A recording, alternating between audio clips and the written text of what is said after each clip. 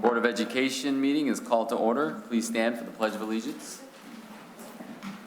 Pledge allegiance to the flag of the United States of America and to the republic for which it stands, one nation, under God, indivisible, with liberty and justice for all.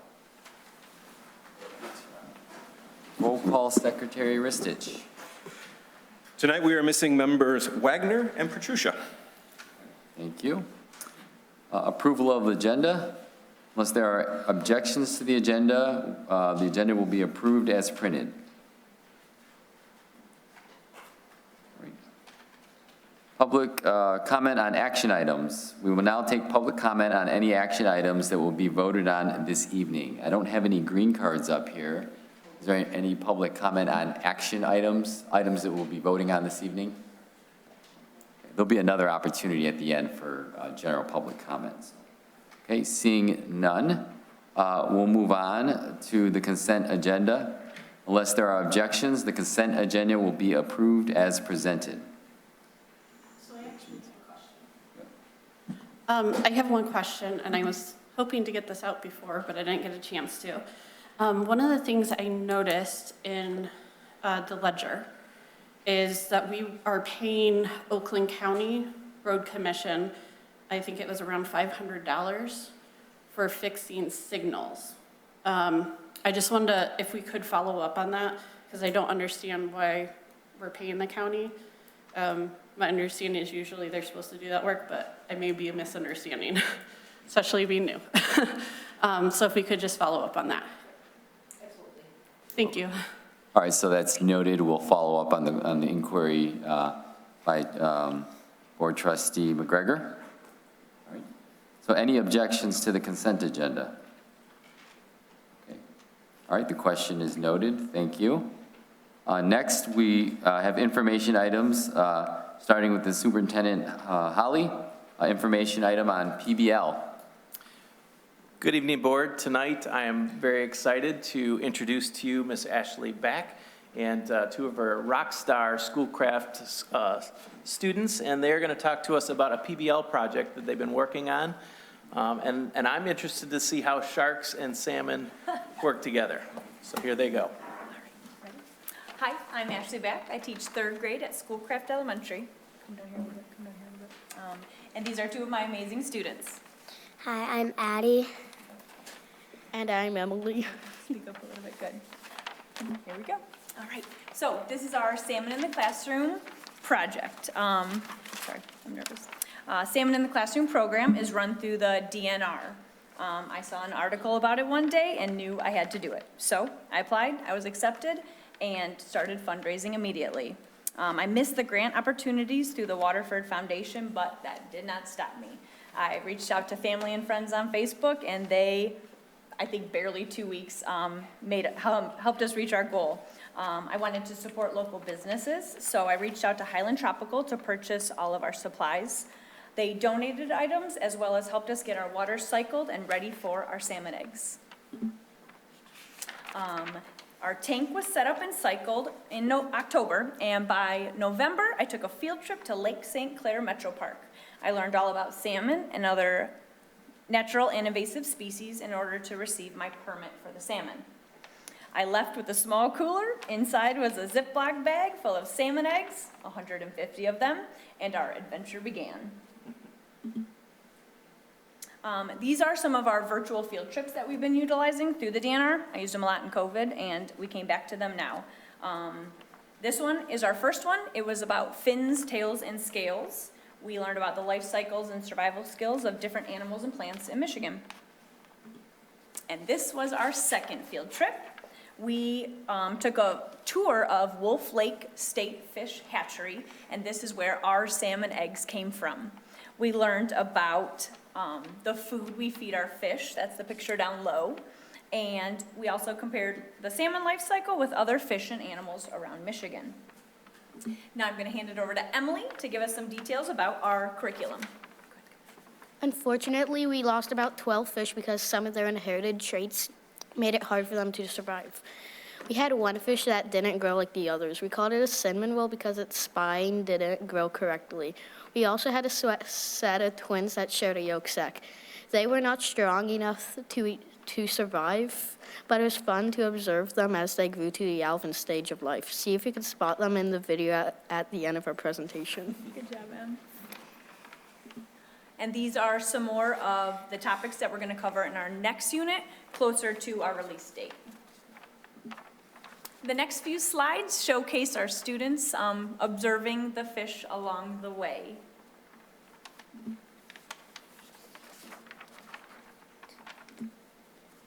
Even during the egg stage, there was much to observe.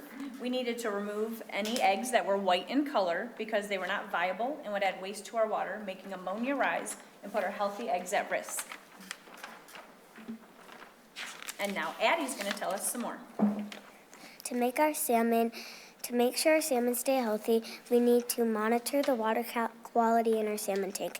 This means we check to make sure water temperature is 52 degrees and ammonia levels stay low. If these numbers go up, our fish could get sick, so we do a water change to remove any waste. We have to keep, the circles indicate some of our water parameters, the range they need to stay in. And our students who test the water that week report their findings out on our giant class chart at the bottom. And then from there, our students take those and put them in their journal. If something needs to be corrected in our tank, we talk about it, make a plan, and jot the steps we're going to do to correct them. And Emily's going to tell you a little more about that, our journals. Chinook salmon inherit traits from their parents like their colors, sizes, and health.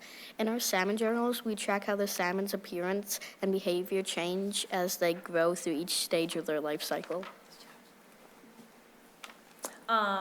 There was so many people who donated and just heard about our project and they wanted to stay updated. So I decided to start a blog that the students would help me contribute to keep everyone informed. And then one day I had another crazy idea and I ran it by my class because I was just unsure how to update people rather than just posting. So this is where Addie and Emily and another student took charge and they made a news station style update.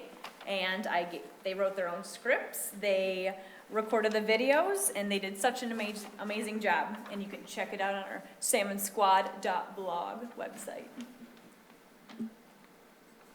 Next year, after we release the fish in the river, we have the opportunity to have a sea lamprey in our tank. They're an invasive species, and this will give us just one more look at a life cycle to study.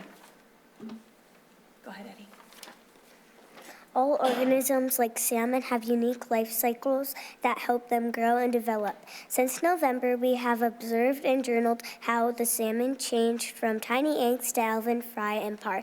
You will see the different stages in the following video. Can you spot the twins?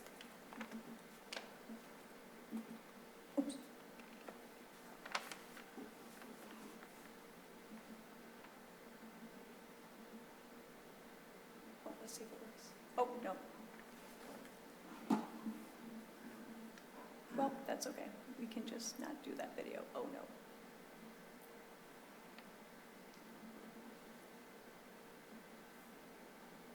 Oh, it's okay. It will work. That's all right. That's okay. Make sure to send us the video. Yes, I will, absolutely, yep. It just showcases what seemed like a slow transition, the quick impacts in between. We had a twin set in there, and it was really cool. So, you want to go hand these out? Thanks, go ahead. We'll be releasing the fish on May 6th. We're still deciding on a location. I have to get it finalized next week over break. But thank you so much for allowing us to showcase our awesome project, and we hope you can join us on the release date in May.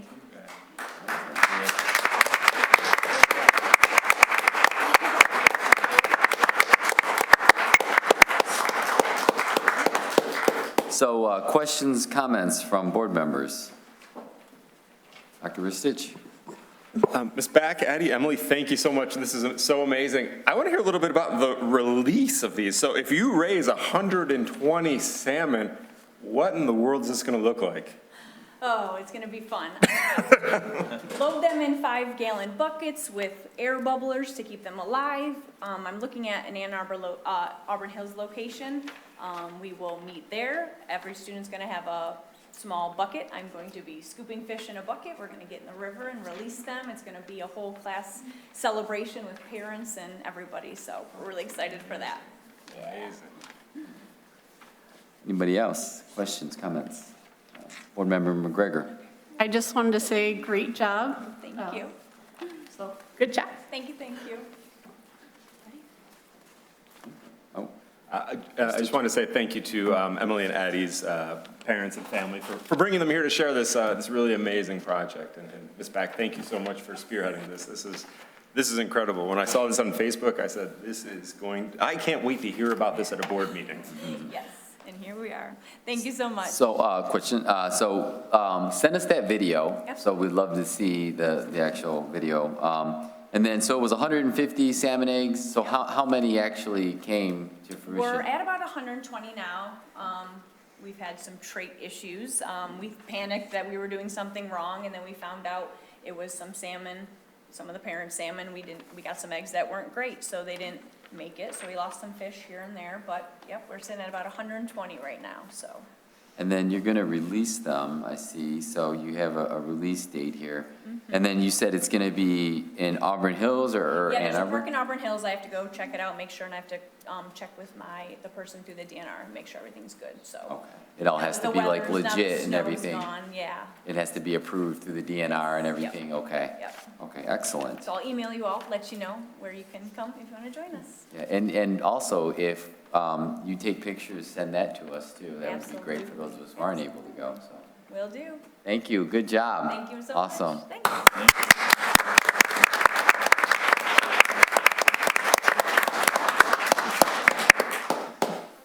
Okay.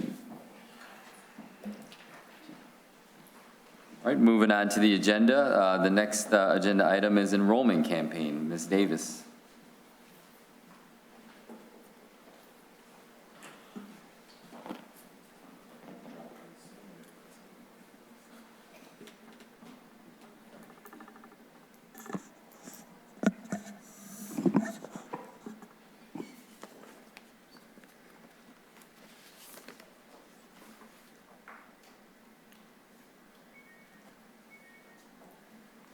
Okay, and just so everyone's aware, we've actually been kind of following Ashley's project, and we did do some video filming originally when they first got the eggs, but then we decided it would be more fun to see the end result, and so we plan on attending that release and doing a Classroom 60 on that particular thing that she's doing.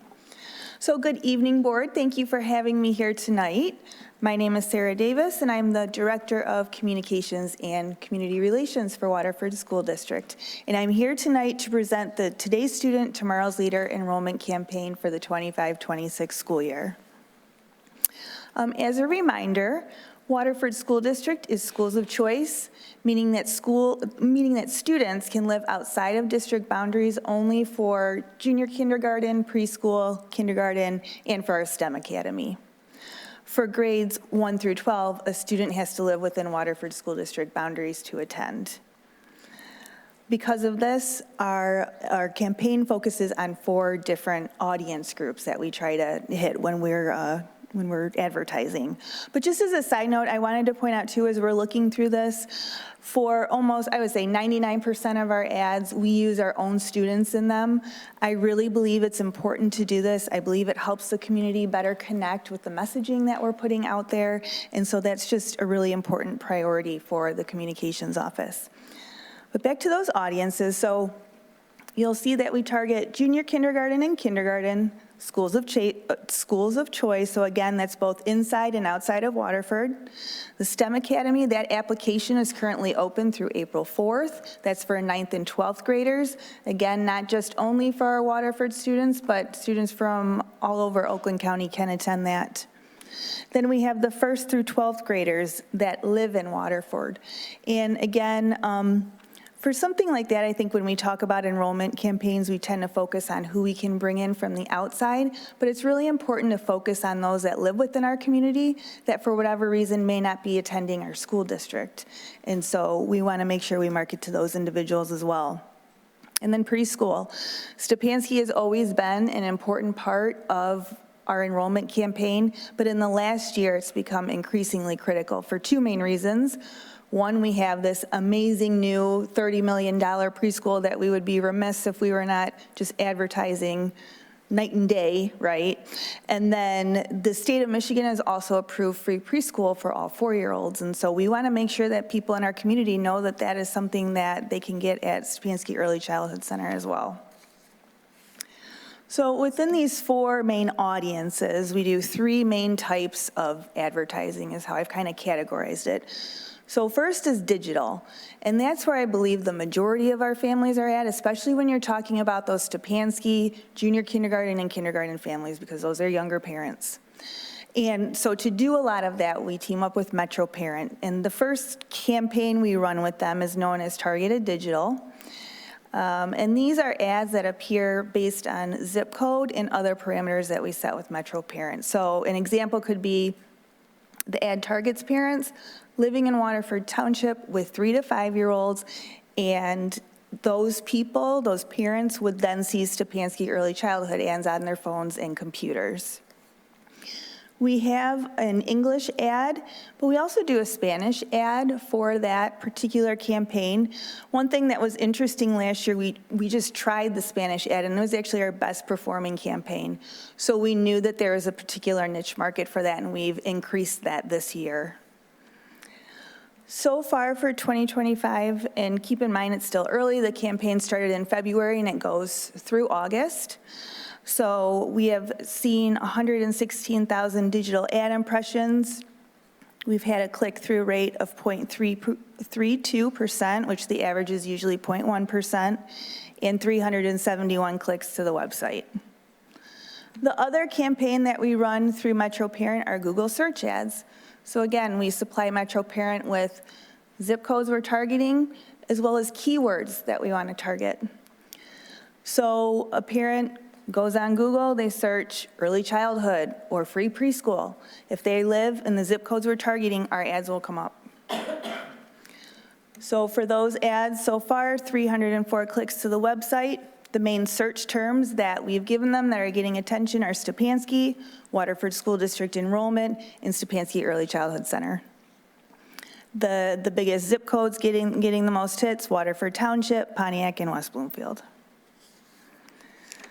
In addition to Metro Parent, we do a lot of other digital items. So we have our internal newsletters. These are the newsletters our principals send out, or our WSD Connect that has an audience of over 10,000 people. Also external community publications such as this Waterford Community Education booklet or utilizing Waterford Township's newsletter that they send out. We do a variety of digital ads through the Oakland Press. For the 3 weeks leading up to, probably the week leading up to today, we had what are called high-impact ads running on the Oakland Press website. And today, because today is Kindergarten Roundup. Podcast commercials. We put as much advertising into the podcast as we can. Website promotion, something new that we tried this year was on Stepanski's website, we had a pop-up come up. So as soon as you went to that webpage, you were told exactly how to register. You couldn't avoid it. So that was something new we wanted to do this year. Social media, reflecting back on those 4 audiences I talked about earlier. Within my office, we run 4 different social media campaigns for paid advertising, also targeting those 4 audiences. There's also something called organic posting, which is us just simply posting to the Waterford School District Facebook page, and that targets the people following that page with enrollment information. Tomorrow, we will have an e-blast going out through the Chamber of Commerce, so that hits up our business community. We'll probably do a couple more of those. Channel 22, we made a new Today's Student, Tomorrow's Leader video this year, thanks to our Riverside and Haviland students for helping us with that. So that's it for digital. The next method would be print and signage. So it can be a little bit harder to predict your rate of return with print and signage, but I still just believe it's really important for putting a positive image out there about the school district, and so we still do a great deal of this. One way that we do every year is through the postcard. This is sent out the first week of February to about 2,000 parents. Any parent in Waterford Township with the 3 to 5-year-old and extending in 2 miles in each direction receives this postcard. Through the Oakland Press, we are on the back cover of the Choices in Education booklet. The one on the left was last year's, the one on the right will be this year's.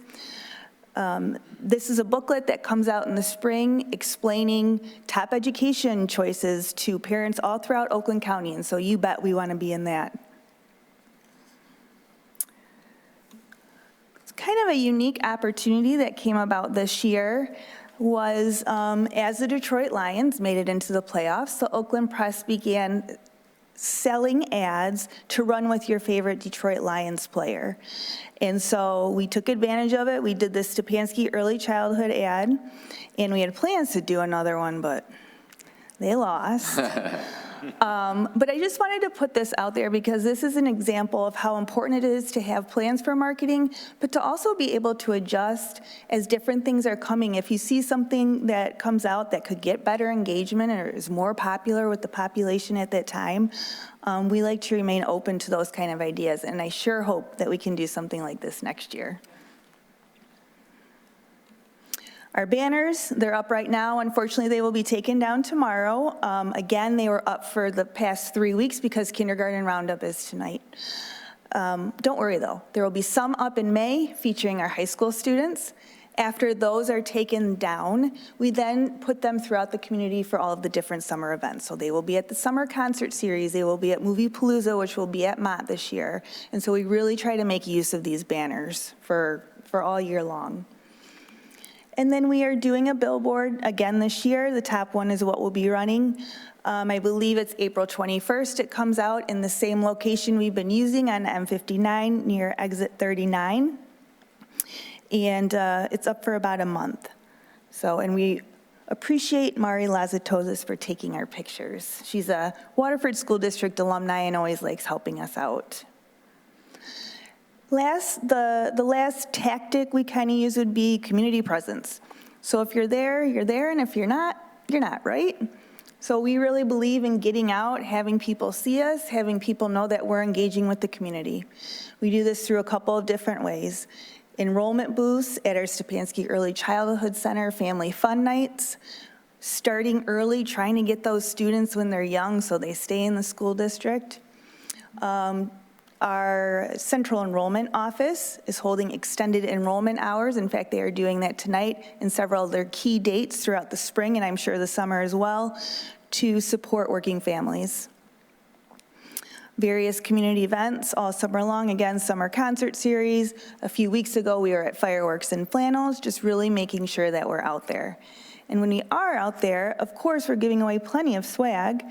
Every enrollment season, you might not know, but we make 600 swag bags, and we make sure that those are spread out throughout the entire community. In fact, myself and a couple of Stepanski teachers were at the library this past Wednesday, and we did 3-year-old story time, handed out some Stepanski bags to those students. So that's just one example of that. Other than that, through the summer, we will continue doing the same things. Something that's interesting to note when we looked at our analytics from last year, there was a bigger spike in activity on our website right after the 4th of July holiday. And so traditional thinking for enrollment is kind of, okay, up until the end of the school year, then we go really hard in August, but kind of take a break through that July, but we're not going to do that anymore. Because we're seeing right after that holiday, people are going on our website and they're looking for information.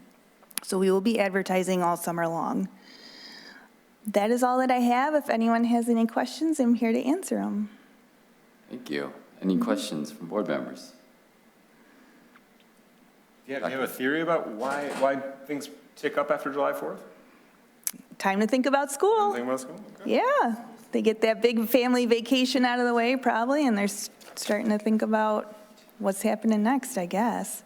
I don't really know, but we'll take advantage of it. Yeah. So I had a question. I know you said the Google ads, so that's cool. You guys run it by zip code. So then do we do the same thing for Facebook ads? Yep. Okay. Yep, we put in all kinds of different parameters, ages that we're targeting, parents, ages, maybe their interests, as well as zip codes.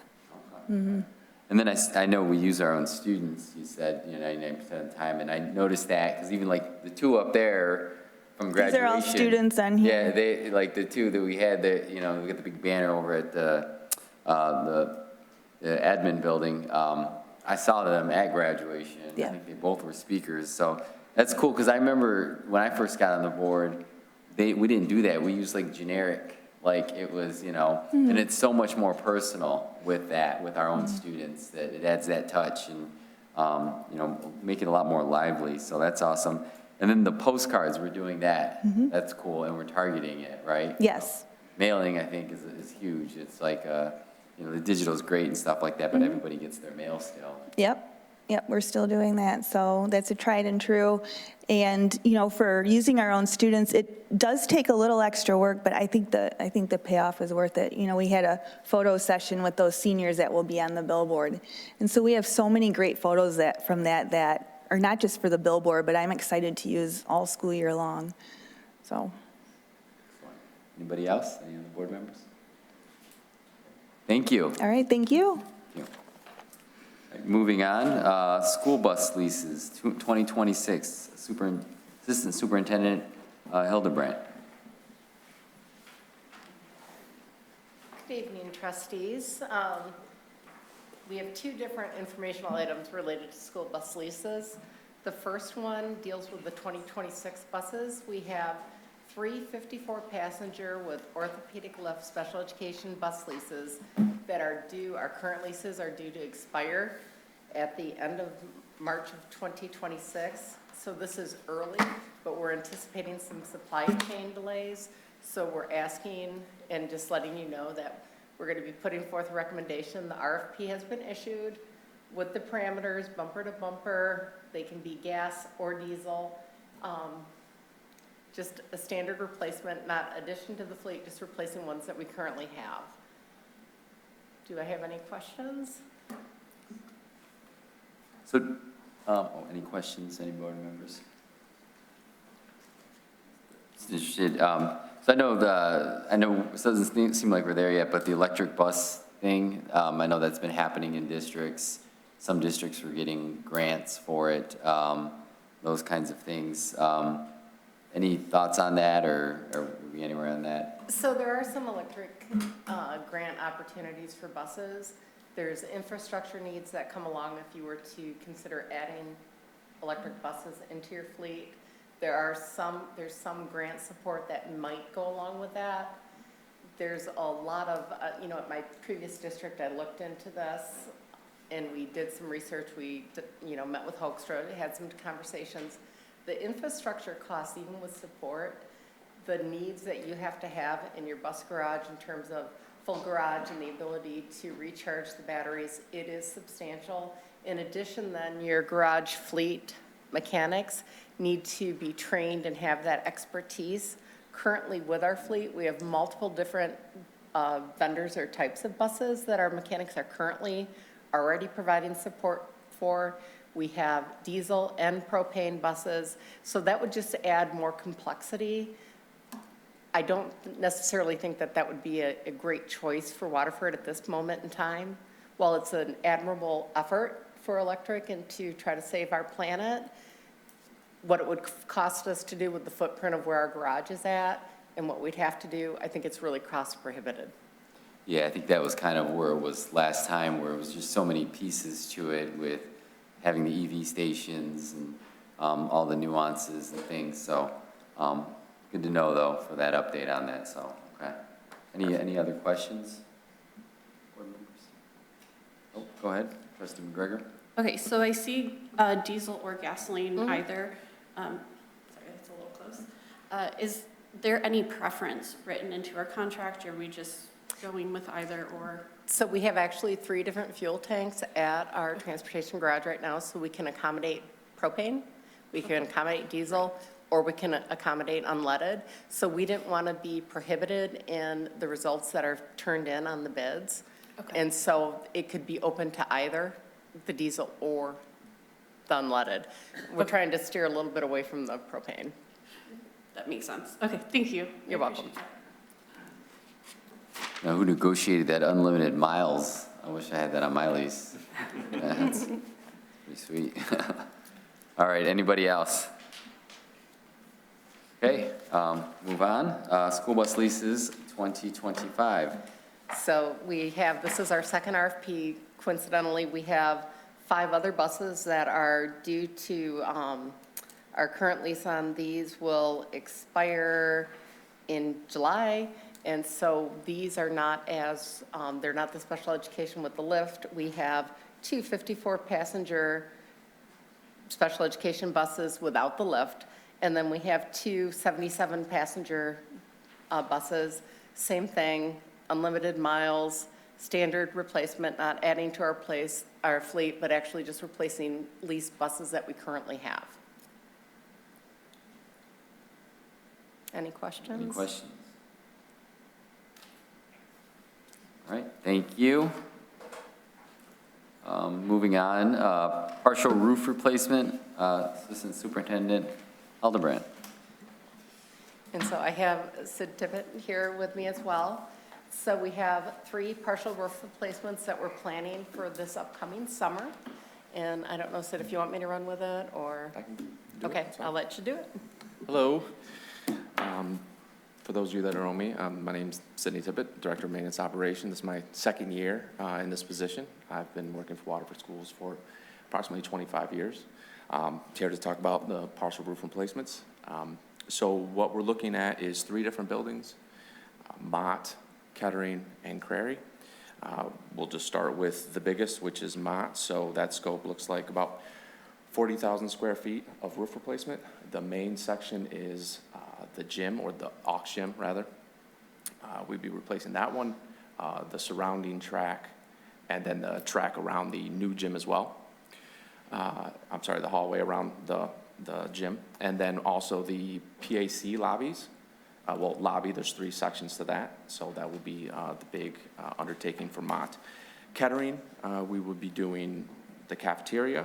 I have a small section by the 300 wing, a small section by the pool, and then the PAC lobby as well. So match what you would have over at Mott.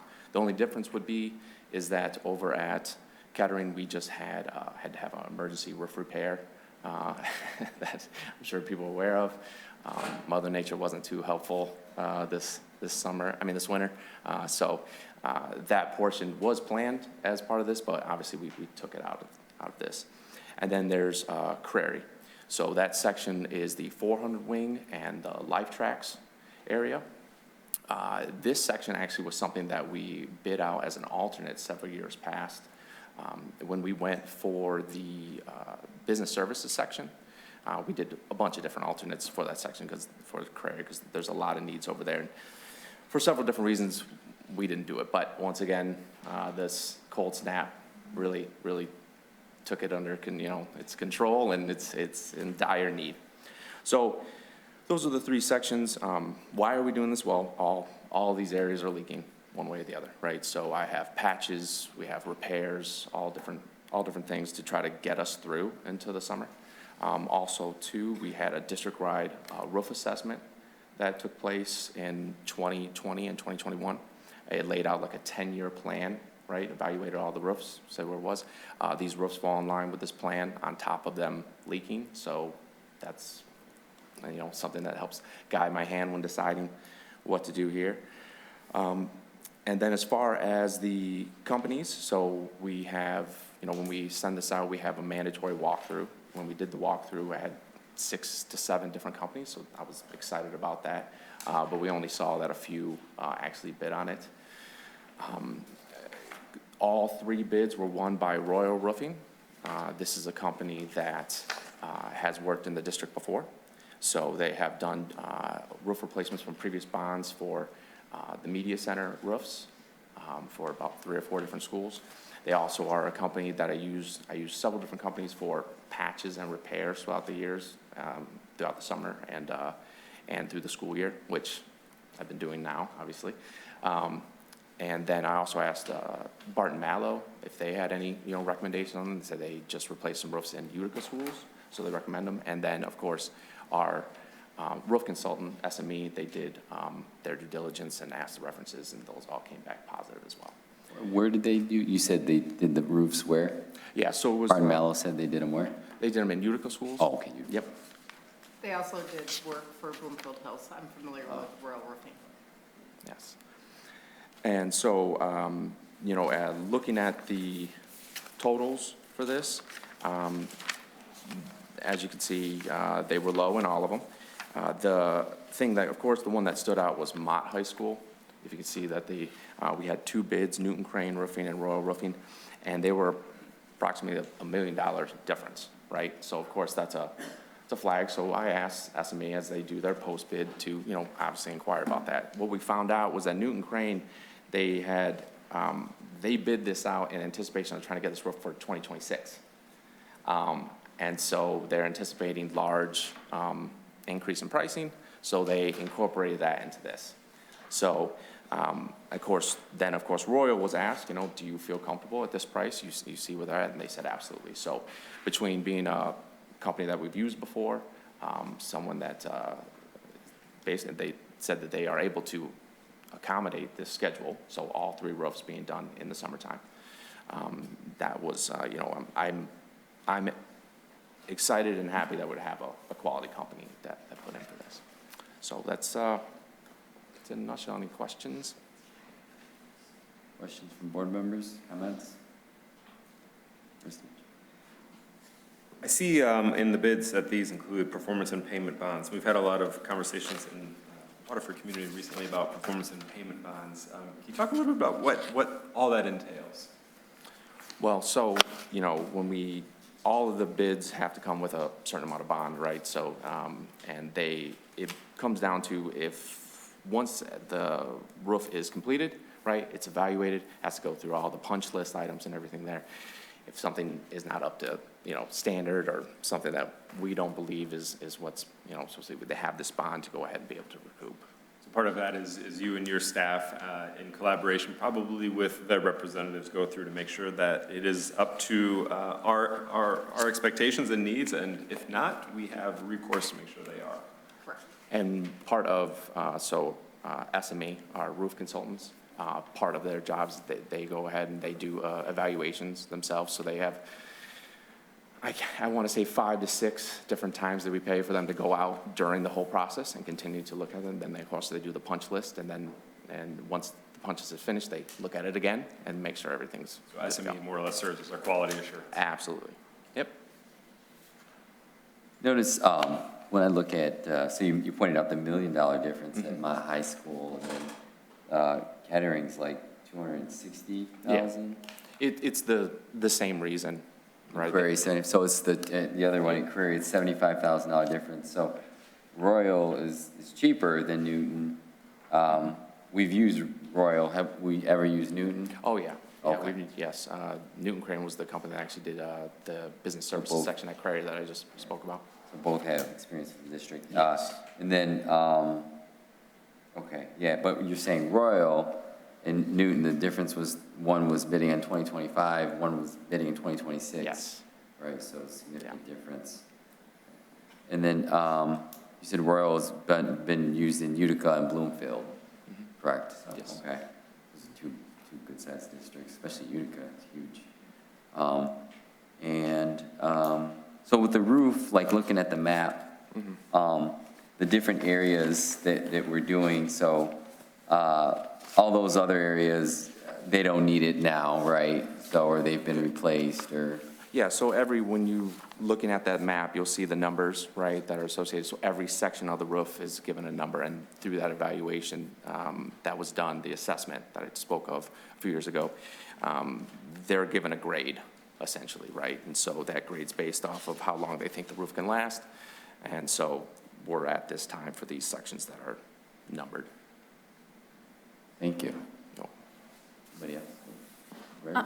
I just had 2 questions. So I don't see anything that looks structural here. I just wanted to confirm I'm understanding that correctly, right? Right.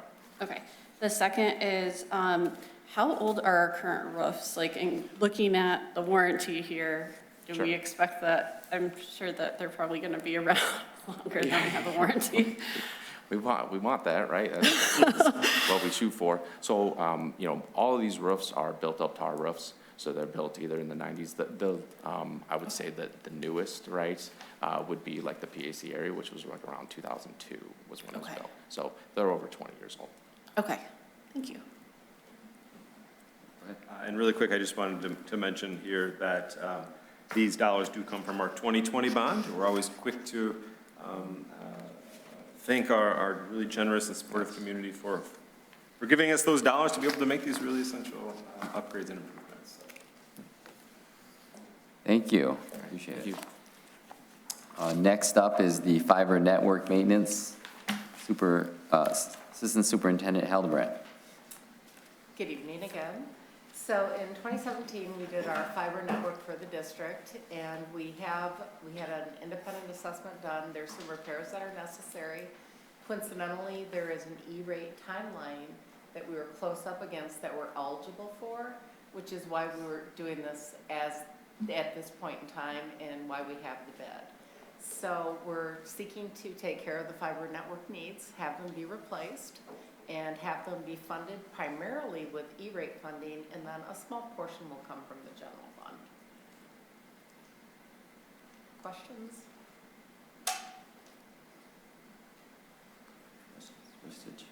Yeah, could you explain to me, so it says, with a three-year contract at $125,500 base bid per year for the purpose of fiber, why is the contract sort of broken up in that? I think it's how they're planning to time it out. Okay. So I'd have to dive into the details. Elizabeth ran with this. She's at McCall Got it. tonight. Yep. But I Okay. believe that it's the timing of the plan, and that's why it's over the 3 years. So not so much a question, but thank you for being proactive with that, because that's huge. That's a lot of money that we can save with that, so thank you. All right, thank you. Moving on, new business, Treasurer Donahue.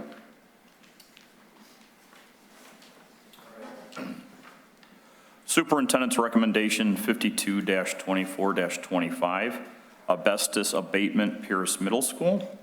It is recommended that the Board of Education award a contract to Trust Thermal Abatement in the amount of $67,500 for asbestos abatement at Pierce Middle School. The funding source is the 2020 bond. I so move.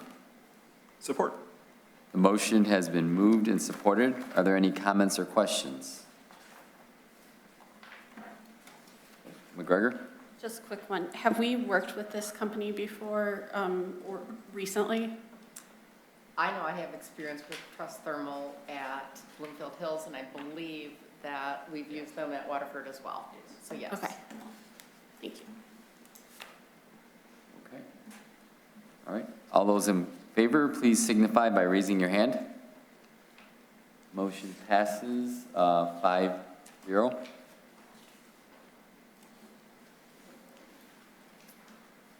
Treasurer Donahue. Superintendent's recommendation 53-24-25, the fiber network maintenance.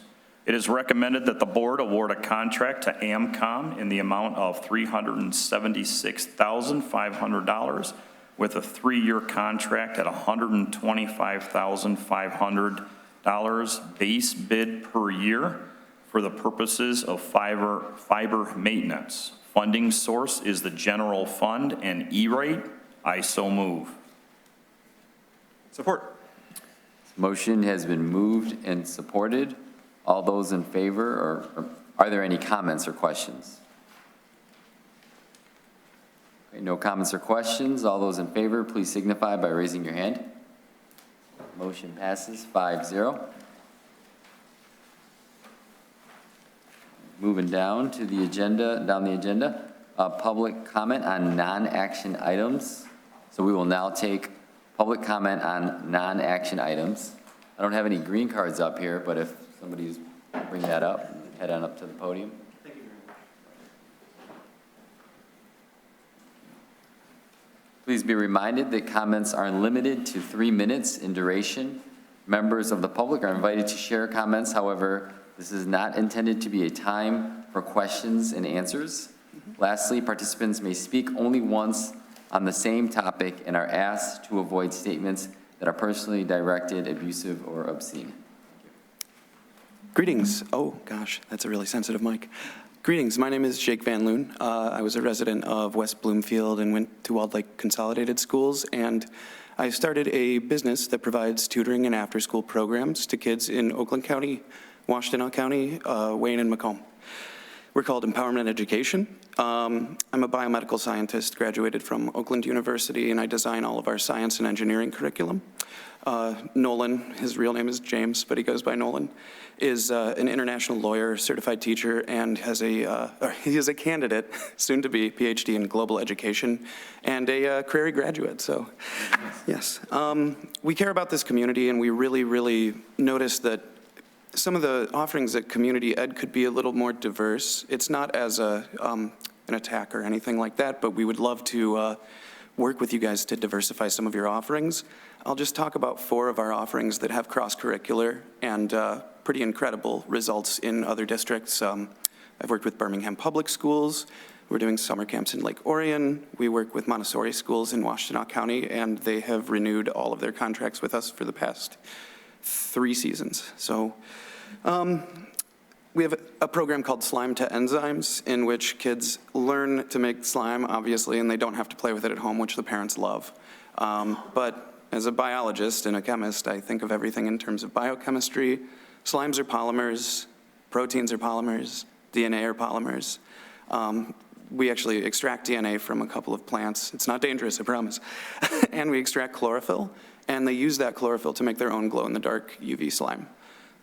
We also have Kitchen Kids. We have a community partner that's actually a business in Waterford, Cooper's Dish. They are fantastic if you haven't tried them. It just teaches nutrition, tool safety, life skills, practical chemistry. I inject some of that into every curriculum, I think.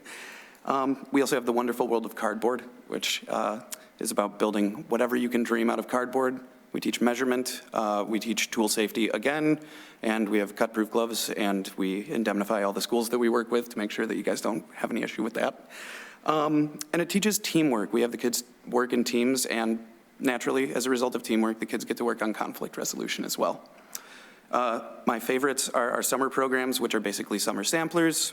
We have Inventioneers Camp, which has a theme park design, no combustion rockets, DC motors module, and Eureka Science Explorers, which is DNA extraction, glow-in-the-dark slime, and molecular gastronomy. They make their own Jell-O caviar, which is really fun. We also have bilingual instructors, which kind of brings me back to Ms. Davis's comments about the enrollment campaign being really successful with Spanish speakers. We provide those free of charge. We run an ESL school in Pontiac, but currently due to federal action, a lot of our students are more comfortable on virtual. We are also starting an after-school program. It is award-winning, and we're really, really excited about that in the First Presbyterian Church in Pontiac. I recently moved to Waterford from Birmingham to be closer to this community. That's probably about it, right? Thank you for my time. Right at 3 minutes. Good job. Thank you. Thank you. Any other public comments this evening? Moving on. Board of Education reports. Are there any Board of Education reports this evening? Member Donahue? Yes, at the last Drayton Plains Nature Center meeting, they were talking about two different things that were coming up. Earth Day celebration and nature hikes on Saturday, April 19th. They're going to be doing free guided nature hikes on that Saturday at 10:30 and at 1:30, and free nature crafts inside from 11:30 to 1:30. And I'll hand this over to Megan so that maybe she can put that out or post that out. Also, along with that was a garlic mustard invasive species pull. That's on Friday, May 9th from 9 to 12. They are looking for volunteers, and they're asking to learn how to identify garlic mustard and how to carefully remove this invasive species to reduce seed spread. That was a lot to say. Come prepared to go off the trails with closed-toed shoes, long sleeves, pants, and gloves. Bottled water and granola bar snack will be provided. So again, this is all through Waterford Parks and Rec and the Drayton Plains Nature Center. Any other Board of Education reports? Oh, McGregor?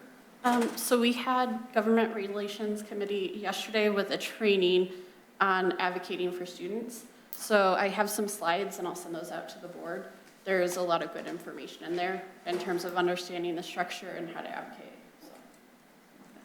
Member Ristich? Yeah, really quick, I just wanted to, I know a lot of our spring sports are starting up, and I think the Mott girls soccer kicked off tonight, so just wanted to wish everyone a good luck. Thanks to our counselors and administrators for a successful College and Career Expo earlier in the week.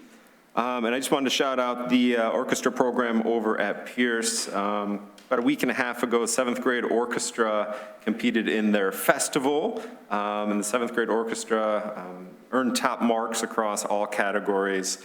And this is my first time witnessing this, and it is quite the competition. So this is, they have 3 pieces that they need to practice, and they practice, and you have 3 judges. It is professionally recorded.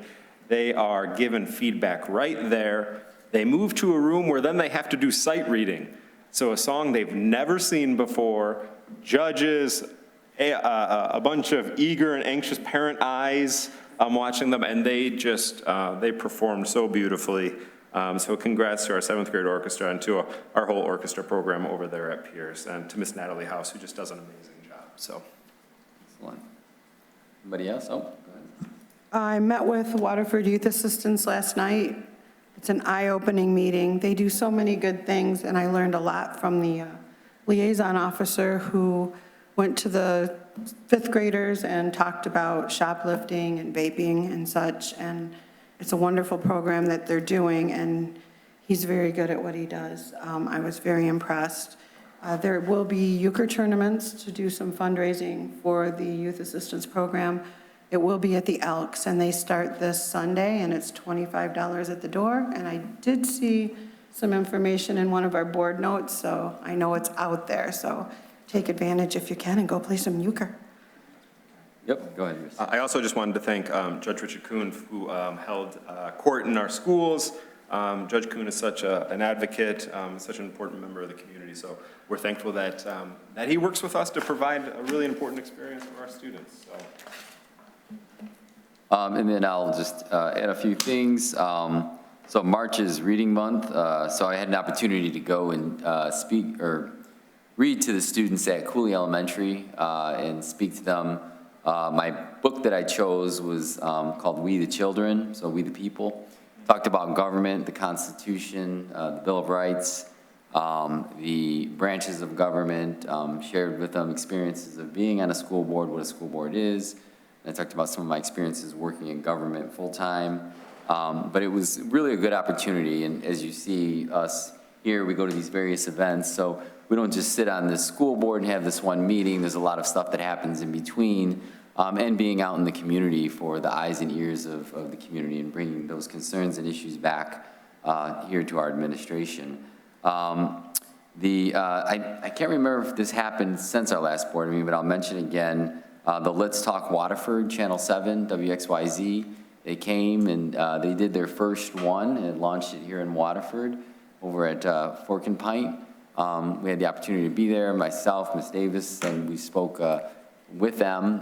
We didn't get on camera per se, but it was really a good opportunity to hear and interact with the community. A lot of the township board members were there, a lot of community leaders. So it was really a cool event to be at, and it was an honor that Waterford was chosen for one of those areas. And you know, it's continued the conversation, putting Waterford on the map. So, and I believe, oh, and I also wanted to read this. This was the card that was given to us by the students that did the salmon experiment. So for the people listening out there, the save the date card they gave us for Ms. Beck's salmon squad is gonna be on May 6th, and they would love for you to join them. The exact location, as she said, is still being finalized, so May 6th.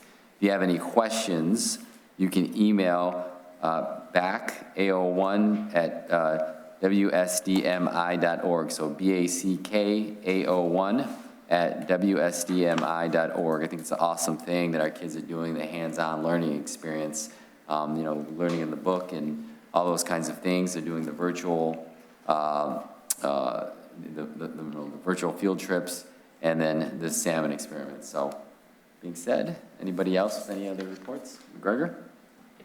I did forget one. Select 50 was this week, and I wanted to mention that because I think that's really a great award, because it's not just about academics, which is mostly what these things are about, or sports. It's about citizenship is a big part of that, and I think that's really important in our society, that we need to teach our kids how to be good citizens. So I wanted to congratulate everybody who was awarded and say thank you to everybody, especially the Waterford Foundation, for all of the work they do. So, thanks. Excellent. Okay, moving on, we'll go over to our interim superintendent's report. Ms. Eldridge? Thank you, Vice President Torres. If I can piggyback a little bit on what you said about the salmon, remember too that the blog can be reached at salmonsquad.blog, and that's a great way to keep up on what's going on if you're interested. All right. I too had the privilege of attending the Waterford Select 50 banquet on Monday with Susan Pyle and Steve Wolf. We were there to celebrate 25 students from Mott and 25 students from Kettering who show scholarship, citizenship, and honor in their everyday lives. They're voted on by the employees at the high schools where they attend. And it's always a special night because you hear such wonderful things about these kids who have so many things going on in their lives, but still maintain that level of character and scholarship that, you know, we hold dear. So thank you very much to the Waterford Foundation for always a wonderful evening. Thanks to Michael Williams and our food service department that provided a great meal for us. Always a lovely event. And yes, March is reading month, and you can go into any school and see the celebrations going on. Haviland Elementary welcomed a very special guest reader this week, and that was our state representative, Brenda Carter, who came and read to the students, and then they took the opportunity to show her how our Promethean boards work in the media center. So it was a little bit of learning on both ends, and a great experience for them to engage with a state representative. Lastly, I just want to remind the community that next week is spring break, so everyone enjoy your time off, and we'll see you when we come back. Thank you. All right, that is seeing no further business. The meeting is adjourned.